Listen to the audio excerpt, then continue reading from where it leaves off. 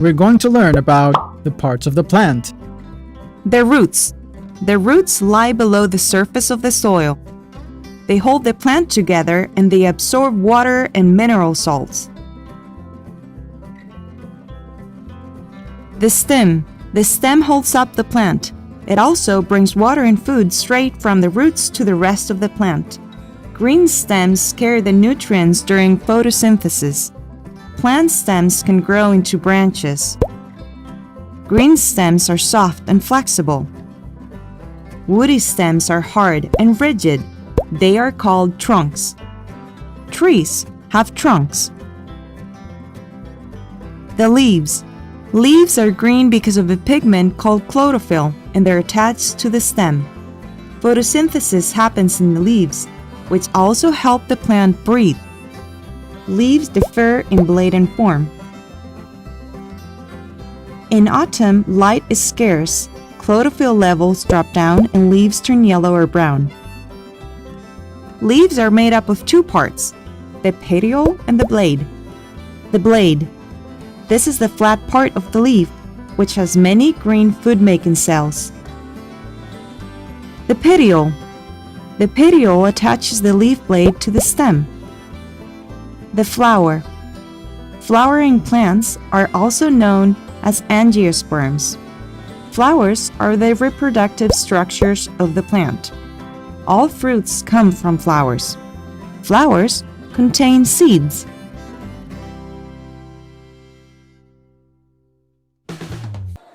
Hello children, and today we are in grade 5 in the subject science. We have a lesson stems and leaves, right? From a class 1, it is a grade 1, we are already learned about plants, right? That is a different part of a plants and what are the functions of a plants, right?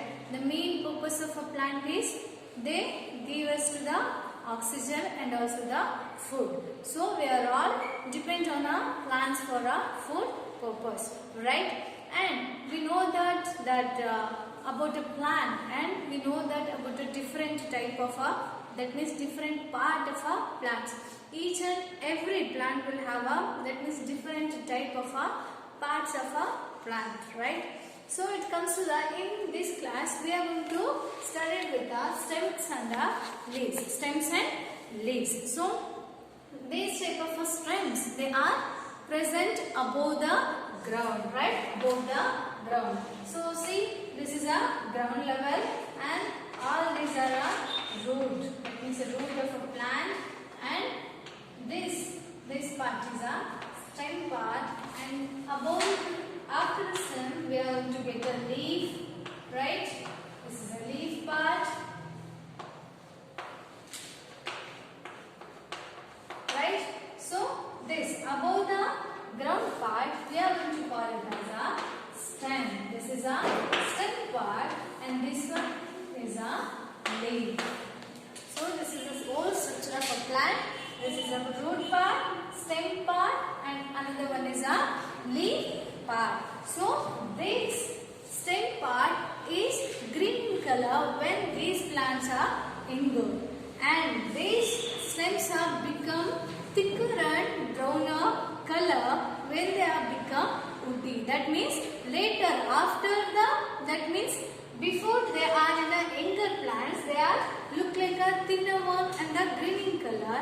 Later, that means we can observe that they are turned to woody and the brown color. In the younger one, during the younger plant, it is a green and the thinner one, and during that means later they become woody and brown color. So the stem part is, that means when the plant is too young, it is in a green and the thin in size. When the plant is bigger, that is after aging, they are become a woody and the browny color.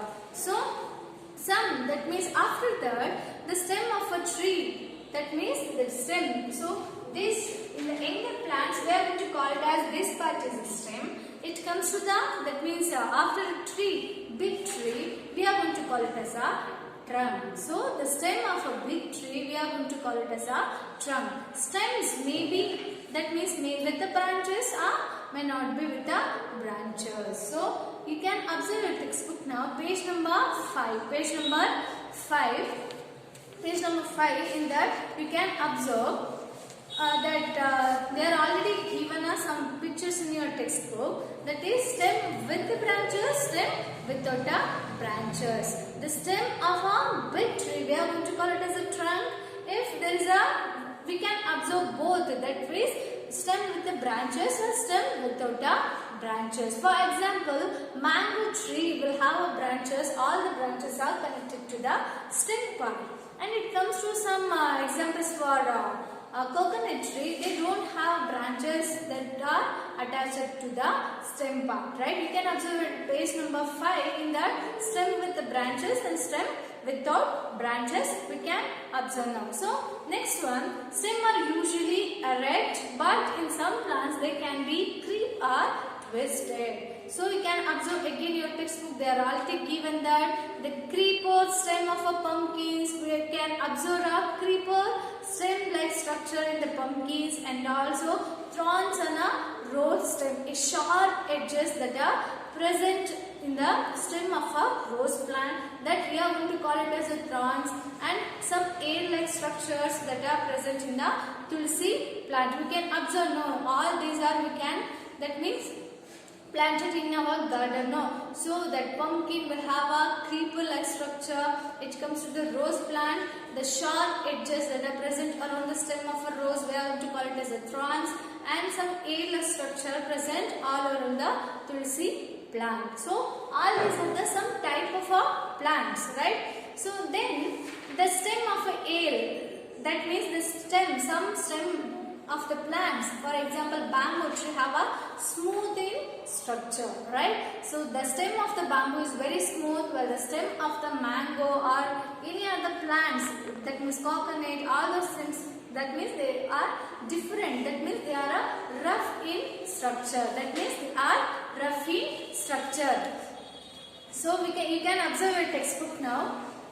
They have, that means the bamboo tree have a smooth in nature, that is the stem of a bamboo tree is a smooth and the stem of a mango is very rough. So we are going to categorize between these two plants. So all these are some type of plants. So we are going to categorize based on the stem, we are going to categorize the plants, whether they are a creeper or a thorns or a hair-like structure present around the stem, or another one based on the smoothness, right? The smoothness in a bamboo tree and roughness in a, that is mango tree. So this is about a stem part. So we'll learn about stems, right? And now we will continue with the leaves. We know that leaves are very important, because with the help of the leaf, the plant is going to prepare their own food, right? So that's why the leaf is very important to each and every plant. So you can observe your textbook now, page number 5. In that they are clearly mentioned that based on the shape, arrangement and the edges, we are going to characterize many of the leaf of a plants, right? For example, banana plant will have a longer leaf compared to the tulsi. Tulsi plant will have a shorter one. And it comes to the peepal tree, again they have a art-like structure in their leaves. And it comes to the another one, that is lotus. Lotus will have a small, that is a small, this rounded leaf structure in the lotus, right? And it comes to the second one, that is a neem. It comes to the neem one, they have a tooth. They have a tooth, that means a sharp edges on their leaves. So based on that also we can characterize the plants. And some other plants will have a simple compound like structures and also some R shape, needle shape, all those things. Based on that things we are going to categorize the leaf part of a plant. You can look at your textbook now, the page number 5, they are given there. It is a 3 columns based on the shapes, arrangement and the edges. In the first one they given hand shape, spear shape and the heart shape, round, and the needle shape. It comes to the arrangement, simple, and the compound shape, and it comes to the edges, smooth, tooth, and the lobe. These are the some structures, that is a shape of the leaf. Based on that, we are going to categorize the many of the leaf of plants. So, we already learned about the both the stem and leaves now.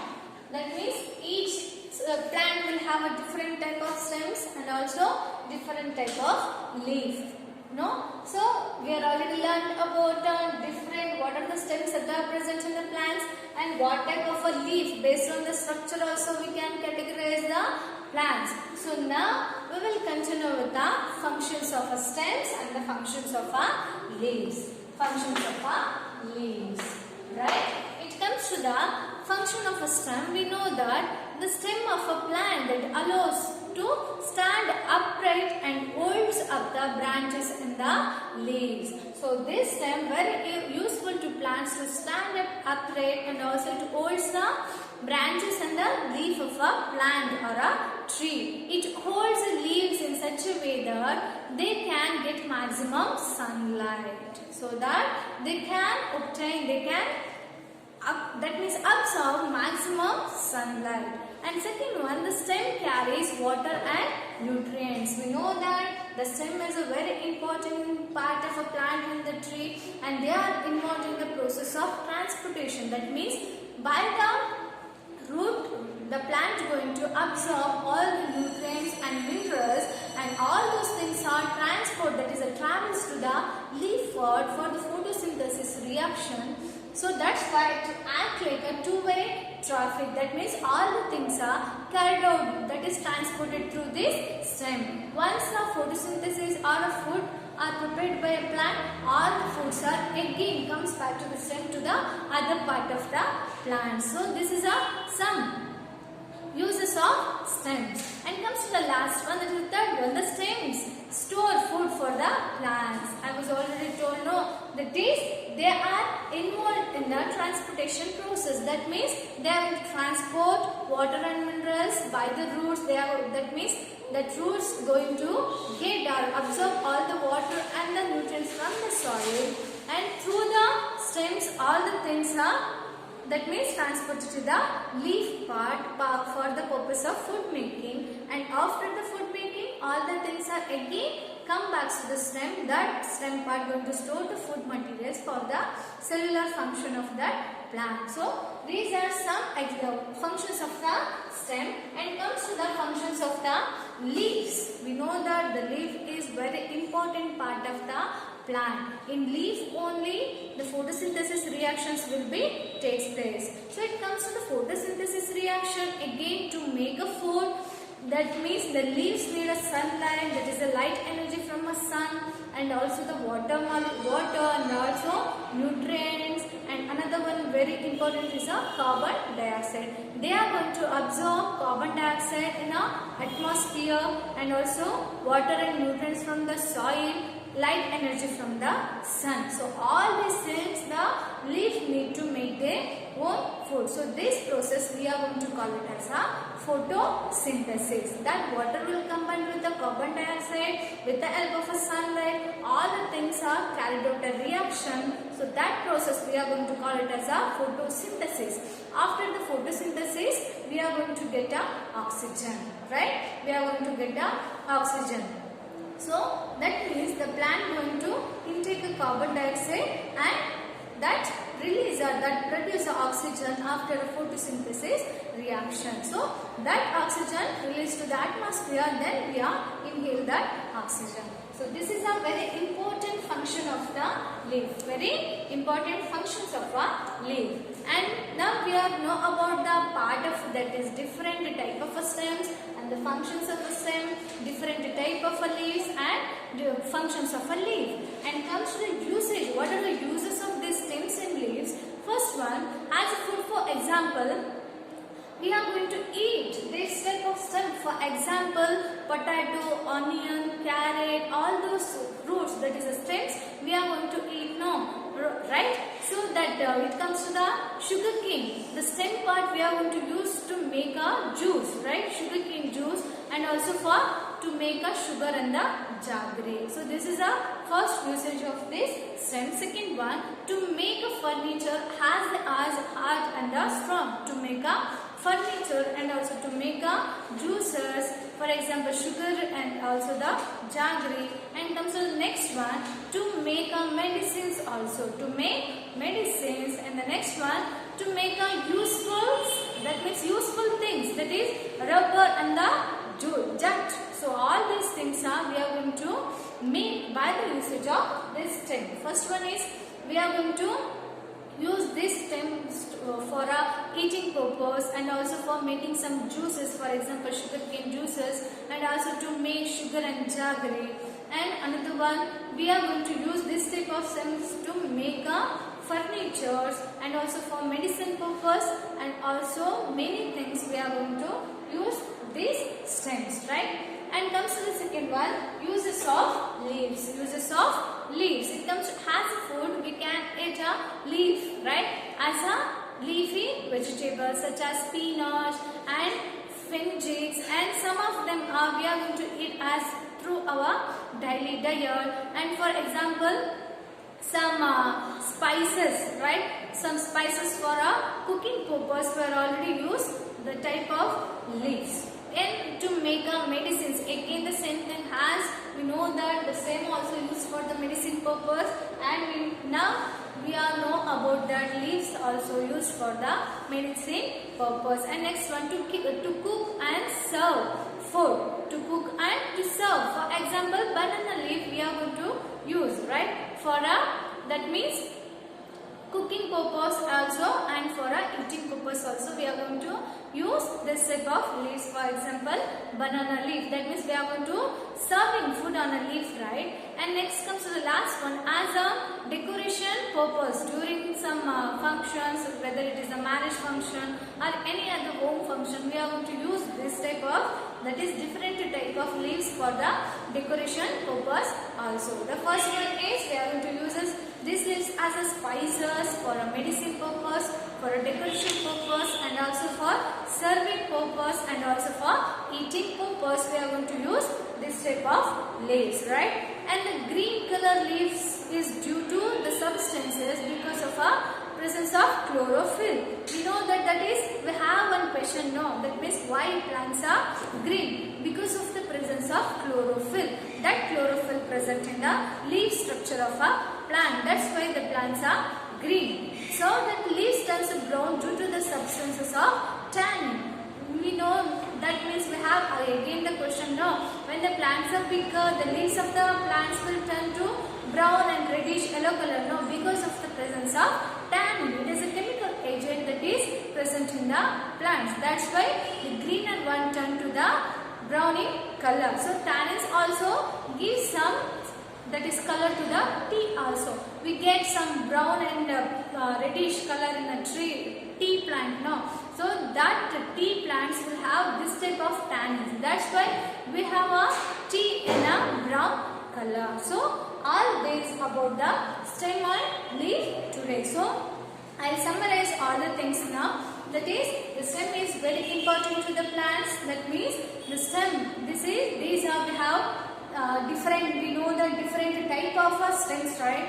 That the thorns and the creeped one, all those things, and these stems involved in the transportation process, and the stems are very useful, and that medicine purpose also, making of furnitures, right? When it comes to the leaves are very important to the plants. They are going to make their own food in the leaf part of a plant, and they require sunlight, water molecules, minerals, nutrients, all those things for a food making purpose. After the photosynthesis reaction, we get oxygen and the food, right? So then after that we know about the usage and the functions of leaves also. We are going to use this type of leaves in a serving purpose, medicine purpose, and also for eating purpose. Children, are you getting now? Yes. And by next class we will continue with the activity book. Thank you.